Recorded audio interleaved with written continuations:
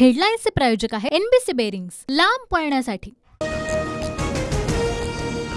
सांगलीमध्ये काँग्रेसच्या विशाल पाटलांची बंडखोरी। विशाल पाटील अपक्ष लढण्यावर ठाम। प्रदेश काँग्रेसकडून विशाल पाटलांना निलंबनाच्या कारवाईचा इशारा।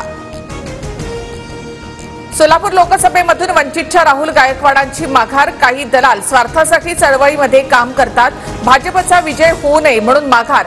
राहुल गायकवाड यांच्याकडून स्पष्ट।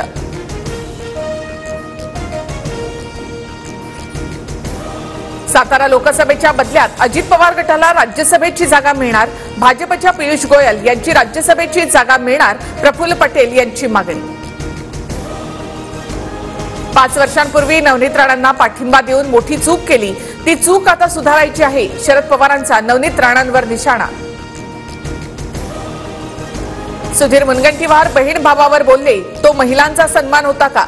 मुनगंटीवारांच्या मानगुटीवर बसून माफी मागायला लावा, ठाकरेंचा हल्लाबोल। काँग्रेसच्या मते देशाच्या संपत्तीवर पहिला अधिकार मुस्लिमांचा। काँग्रेस जास्त मुलं असणाऱ्यांना देशाची संपत्ती वाटेल। मोदींच्या टीकेनंतर राजकीय वातावरण तापलं। काँग्रेस जास्त मुलं होणाऱ्यांना संपत्ती वाटेल म्हणतात, मग 10 वर्ष मोदींनी कमी मुलं असणाऱ्यांना संपत्ती का नाही वाटली? मोदींच्या वक्तव्यानंतर उद्धव ठाकरे यांचा सवाल। मोदींच्या रूपाने नवीन पुतीन तयार होतोय, संविधानावर संकट येण्याची शक्यता। शरद पवारांचा मोदींवर निशाणा। बिश्नोई गँगच्या नावे फोन करत जितेंद्र आव्हाडांकडे पैशांची मागणी, अन्यथा सलमान खान सारखं प्रकरण करण्याची धमकी। अजित पवार गटाचा जाहीरनामा जाहीर। यशवंतराव चव्हाणांना भारतरत्न देण्यासाठी मोलाची भूमिका बजावू। जातनिहाय जनगणनेसाठी सुद्धा आग्रही। अजित पवार गटाच्या जाहीरनाम्यामध्ये स्पष्ट।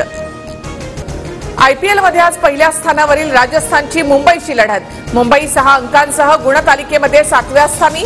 जयपूरच्या सवाई मानसिंग स्टेडियमवर सामना रंगणार। हेडलाईन्सचे प्रायोजक आहे एनबीसी बेरिंग्स, लांब पळण्यासाठी।